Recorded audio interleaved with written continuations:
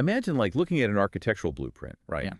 But instead of load-bearing walls and, logical pathways or electrical wiring, the whole thing is completely different. Right. It's not a normal building. Not at all. The structure you are examining is entirely held together by religious trauma, moving stone wheels, and bubbling black acid. It is a completely wild visual. Welcome to today's deep dive, everyone. Yes, welcome. We are stepping into a landscape today that just completely throws out the physical rules of reality.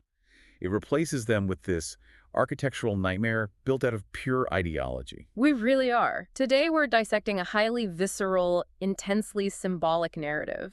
We're looking at an excerpt from a text called Litteri Texti by Topi Hultu. And it is intense. Oh, absolutely. The narrative is fundamentally this apocalyptic allegory of spiritual warfare. It pits this really diverse, divinely chosen group known as the White Riders against a grotesque fortress called the Manor of Religions. Which is such a striking name for a villainous headquarters, honestly. It is. And, I should add a quick disclaimer for you listening. This text is heavily saturated in very specific Christian and biblical theology. You're going to hear about figures like Yeshua, Gabriel, and Elohim. Right, but we aren't here to preach or anything. Exactly. Our mission for this deep dive isn't to endorse or debate the religious doctrine itself. Instead, we want to impartially explore this incredibly rich, surreal mythological landscape. We're dissecting how the author uses these theological symbols as a toolkit to tell a universal story about human struggle. Okay, let's unpack this. Because the author doesn't just drop a generic, boring army of light onto the battlefield. The roster of the White Riders is incredibly specific. It really is. It's almost like an apocalyptic superhero team-up. Yes. But, instead of capes or radioactive spider bites, their superpowers are their raw faith and their localized cultural heritage. Take Jack Redwood, for example. Ah, Jack. He's such a fascinating starting point. Yeah, he is. We find him sitting in a white teepee, resting on white sheep's wool, wrapped in a white wolf skin. And the detail that really stood out to me is his respect for the Creator, who he calls Elohim. Right, the way he interacts with nature. Exactly. He only uses skins from animals he found already dead in the forest. He isn't out there hunting them. He is just gathering what nature has already let go of. Which is such a brilliant choice by the author. It immediately establishes a profound, organic connection to the earth. The author is grounding Jack's spirituality in a very physical, non-extractive relationship with his environment. And then, out of nowhere, the supernatural elements just crash into that quiet, earthly setting. Jack receives this white letter that literally turns to ash in his hands. Wow. Yeah, and it whispers that the final battle is beginning. Then suddenly, a white limousine with darkened windows just rolls up to his teepee. Which is such a jarring image. Totally jarring. And inside is the Archangel Gabriel, speaking through the car speakers, handing Redwood a multicolored bow with white arrows. Like an action movie. It really is. We also learn this wild backstory that Redwood's ancestor, a man named Longleg, supposedly met a Jewish carpenter 1,000 years ago and received Holy Scriptures. But I have to pause here. Care for it. A white limousine driven by an archangel handing out weapons. That feels incredibly flashy. Like, why not a flaming chariot or something more traditionally biblical? Well, what's fascinating here is how the author deliberately uses that juxtaposition. He wants to keep you, the reader, completely off balance. Huh. So it's intentional to feel weird. Exactly. By blending ancient Native American lore and deep respect for the natural world with this extravagant modern imagery like a white limousine, the author refuses to let the allegory settle into a comfortable, dusty, ancient myth. Oh, I see. It brings it into the present. Yes. It forces the listener to see this spiritual warfare as something happening right now, intersecting directly with contemporary technology and culture. That makes a lot of sense. Yeah. And that intersection continues with the rest of the cast. Next, we meet Issa Old Mui, and his last name actually means human in Northern Sami. A very intentional naming choice there. Definitely. He's just rowing a canoe on a misty river in Lapland, fishing. Suddenly, a white helicopter, piloted by his best friend Toivo, snaps his fishing line. It's the signal to gather the cavalry. And he gets a letter, too. Yeah, Issa receives a red letter-coded Ipmil, which means God in his language, and it vanishes into thin air. Then we also have Esther, who wields a glowing messianic Bible from her grandfather Joseph. A really diverse group. Very. We also see Abdul, who is pulled into the limousine through a glowing portal that bridges a dark manor and a white mansion. And, oh man, I cannot leave out Bob Freeman. Bob is the best. He really is. Oh. The limo pulls up to a log cabin, you smell pine trees, you hear gospel music, and Bob just comes out dancing.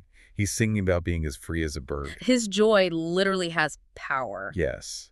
When he touches the others in the limo, the entire car shines brighter than the sun. It's amazing. Notice the common thread among all these characters, though. Their faith is characterized by joy, organic movement, localized tradition, and a deep sense of freedom. Right, they aren't rigid at all. Exactly. Bob is literally singing about being a free bird. Issa is fishing his ancestral river. Jack honors the forest. The author is constructing a model of spirituality that is vibrant and deeply unconfined by institutional walls. Which, honestly, makes the transition into the next sequence so horrifying. While Gabriel is gathering this joyful team in the limo, Issa and Toivo are traveling in the helicopter. And things go bad very quickly. So bad, they fly straight into this industrialized nightmare. They hit a black wall of cloud and mist that is just filled with screaming, cursing faces. Pure nightmare fuel. Truly. Below them is a sea described as blacker than black, swarming with tentacled creatures and skulls, and sitting on the edge of this dead forest is the Black Manor, the manor of religions. And this structure represents the antithesis of everything the White Riders stand for. If the Riders are organic and free, the manor is mechanical and oppressive. The architecture reflects that perfectly, but in a way that feels completely unhinged. As the helicopter descends, they see the rooms inside the manor are actually moving on massive stone wheels. Like a giant machine. Yes, and the figures controlling the levers for these wheels are, of all things, rusty, demonic-looking circus clowns. It's such a bizarre image. It is. And here's where it gets really interesting for me, and honestly, a bit confusing. I'm struggling with the clowns. How so? Well, if this is the ultimate stronghold of spiritual evil, why are we looking at circus performers pulling levers? Usually you'd expect ancient demons, gargoyles, or shadows, Rusty circus clowns just sound absurd. But that absurdity is the actual mechanism of the metaphor. If we look closely, the evil portrayed here isn't some majestic, ethereal force of darkness. It is an industrialized, soulless, performative machine. All performative, because Yeah. they're clowns. Right. Think about what a clown does. Mhm. It wears a painted smile, performs a rehearsed script for an audience, and masks its true face. By making the demons rusty circus clowns, the author is suggesting that institutionalized, oppressive evil is a mockery of real life. That is so creepy, but it makes so much sense. It creates this stark contrast for you to consider. You have the oppressive, rigid machinery of the manor on one side versus the living, unscripted faith of the writers on the other. A literal factory of despair. And this factory has an active defense system. On top of the manor sits a giant black stone rose that shoots massive black spears into the sky. Anti-aircraft defenses for a demon manor. Exactly. And one of them impales the helicopter. Toivo is hit, the engine catches fire, and Toivo's last rattling words are a desperate command for Issa to jump. A really heavy moment. Very heavy. As Toivo dies, Issa actually sees the reflection of white horses in his friend's eyes. Then Issa plunges into the darkness, his clothes catch fire, and he lands in this slimy pool of watery death. He barely survives. Barely. In sheer agony from the burns, and obviously the devastating loss of his best friend, he uses his lappish reindeer bone knife to shatter the lock of a bone door leading into the Black Garden. That descent shifts the narrative from a broad cosmic conflict into a deeply personal, visceral trauma. Issa isn't just fighting an abstract concept anymore. No, he's literally burning. Right. He is physically burning, grieving, and quite literally hacking his way through the bones of this institution with a tool from his own cultural heritage. Meanwhile, the rest of the group is approaching the manor's front gates in the limousine. They are driving through a dead forest oozing toxic green substance. The environment itself is hostile. Very. A massive, claw-like tree branch attacks the windshield. Gabriel is completely unfazed, though. He just blows on it, and it instantly catches fire and vanishes. I love how casual Gabriel is about it. Me too. Then he hits a red button on the dashboard that fires blue lightning to blow open the black gates. They pull up to the front stairs, which are guarded by living totem poles. And these aren't your standard totem poles either. No, there's a cackling crow dripping black substance from red eyes and a black frog spewing poison. Jack Redwood steps out and just shoots them with his white arrows, setting them ablaze. We see that the mana's defenses are deeply layered. It's not just a physical wall. It's a gauntlet of toxic, corrupting elements designed to repel anything living. And the entrance itself is just sensory overload. The steps are slippery, covered in Viking runes and rotting grass. The massive double doors are shaped like a pyramid, constructed of human bones and soaked in blood. It is incredibly graphic. Very. And in the center of the doors is a giant black eye with a moving red pupil watching them. Plus, above the door, there's a Victorian window where a pale woman with pure white eyeballs stares down at them. It's terrifying. It is. And getting inside isn't just a matter of kicking the door down. The mechanism of breaching this fortress feels exactly like an intricate RPG boss fight to me. Oh, like a video game. Yeah. In those games, you can't just hit a boss with a sword if it has magic immunity. You need a very specific loadout of coordinated items and actions to break the shield. That's a great way to look at it. And if we connect this to the bigger picture, the RPG analogy is perfectly aligned with the author's thematic goal here. Well, spiritual warfare, in the logic of this text, is not a solitary act of sheer brute force. The manner is immune to simple anger or violence. To dismantle the defenses of dogmatic oppression, you need a highly coordinated, collaborative effort. And we definitely see that loadout deployed. Esther starts reading her Bible aloud in Hebrew. Bob starts singing his gospel music. Redwood throws physical salt onto the Viking runes on the steps. Everyone playing their specific part. Exactly. The manor fights back, of course, shooting poison arrows, flames, and acid from the stairs. But the team escalates. Esther switches from Hebrew to Koine Greek. Bob just keeps singing. The tension really builds here. It does. An earthquake hits, the stairs crack, the pale woman vanishes screaming, and Redwood shoots a white arrow straight into the red pupil of the door. It melts with this horrible rotting sound, and only then can he kick the bone doors open. The mechanism of their victory is diversity. The text posits that a rigid, oppressive institution can only be broken when ancient academic tradition like the Greek and Hebrew texts collaborates with something entirely different. Like Bob's singing. Exactly. The unbridled emotional joy of Bob's singing, combined with the physical indigenous practices of redwood salt and arrows. It requires a multicultural symphony to shatter the curse of uniformity that the manor represents. They breach the lobby, and Esther immediately throws her glowing Bible into the room.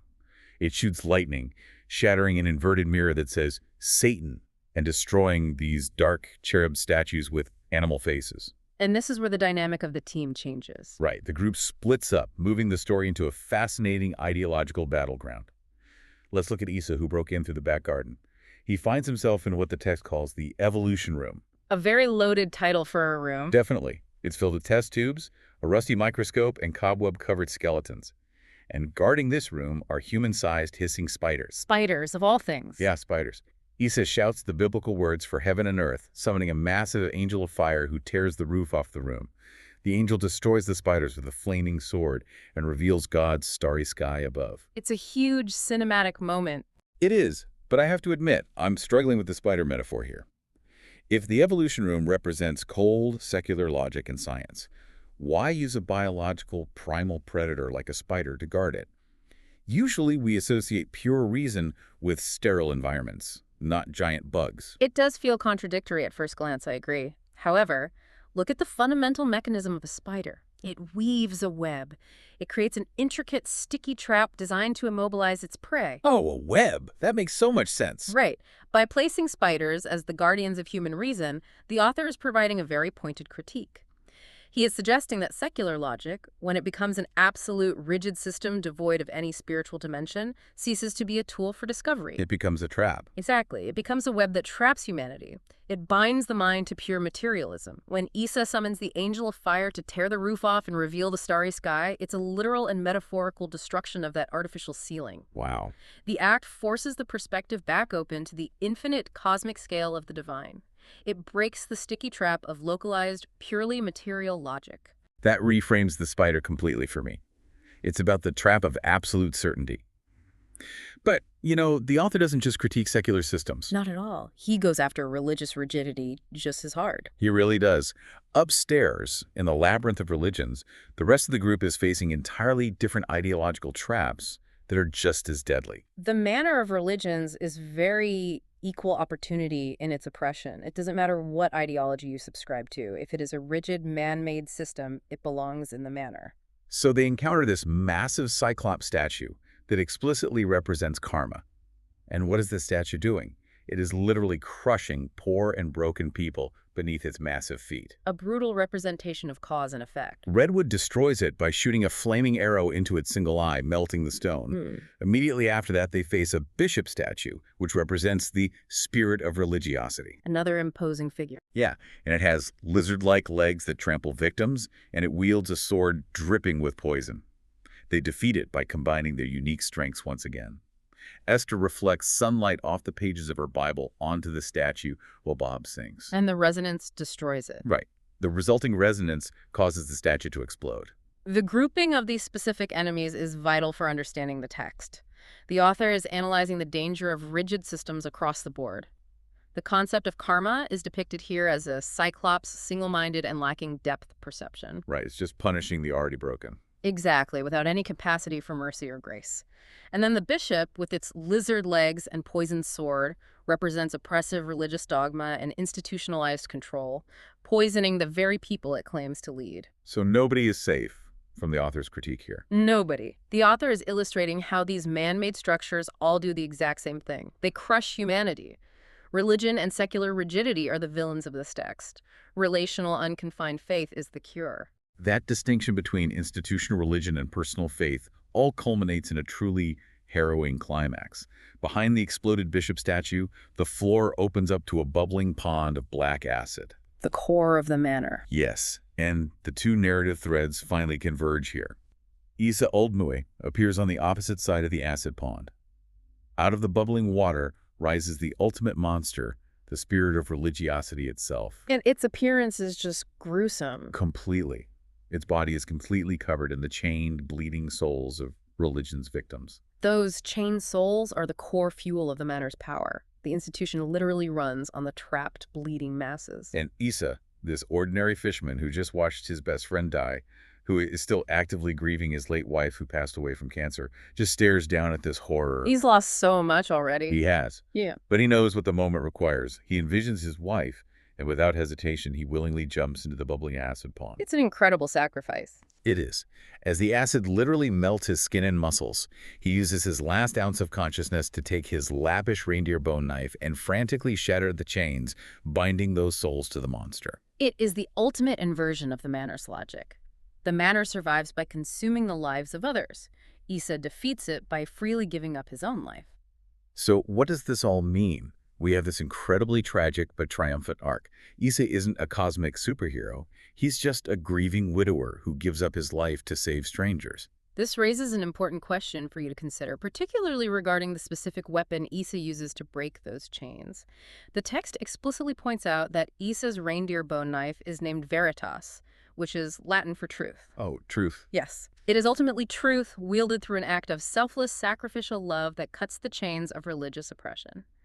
The mechanism here is profound. It's not just a debate tactic. Right. Truth in this allegory isn't just a factual argument or a magic spell. Truth is a costly physical action.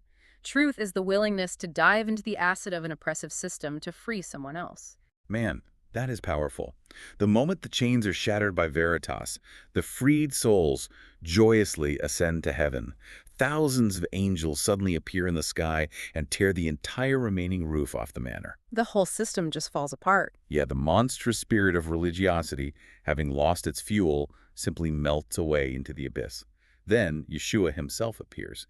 He wraps the entire cursed mechanical manor in a massive ball of fire and simply throws it away into the outer darkness. That cosmic resolution is a vital narrative choice, though. The human characters play their crucial part, for sure. Right, they collaborate and sacrifice. They do. They wield their cultural tools and they unlock the doors.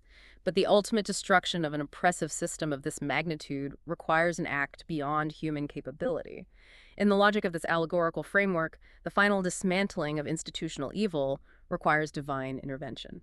So after the manor is destroyed, the remaining White Riders are caught up into the clouds. They are welcomed at the gates of a beautiful, radiant white mansion where their tears are wiped away. A stark contrast to the Black Manor. Definitely. And the narrative leaves us with this incredibly moving final image of Isa. After making the ultimate sacrifice, melting in the acid pond, he is found resting in comfort under God's throne alongside the other martyrs, reunited in peace. It is a breathtaking conclusion to an incredibly dense narrative. Our exploration today has been a journey through the mechanics of Topi Haltu's theological world. It's been a wild ride. It really has.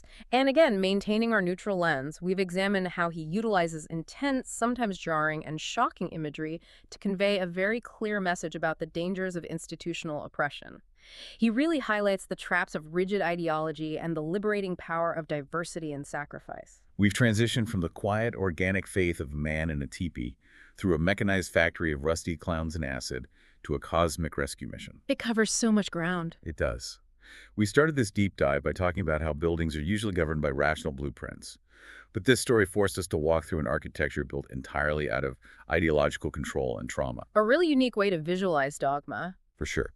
So I want to leave you with a final thought to mull over as you step back into the real world. If you were to conceptualize the oppressive, rigid structures in your own life as a physical building, whether that building represents modern societal expectations, rigid dogmas you were raised with, or toxic thought patterns you can't seem to shake, what would your personal manner of religions look like? That's a great question to reflect on. How is it built? Right. And perhaps more importantly, what specific personal truth would you need to wield, and what sacrifices would you need to make to finally break its chains? A powerful framework for navigating the structures we all inevitably face. Thanks for joining us on this journey. Keep exploring, keep questioning, and we will catch you on the next deep dive.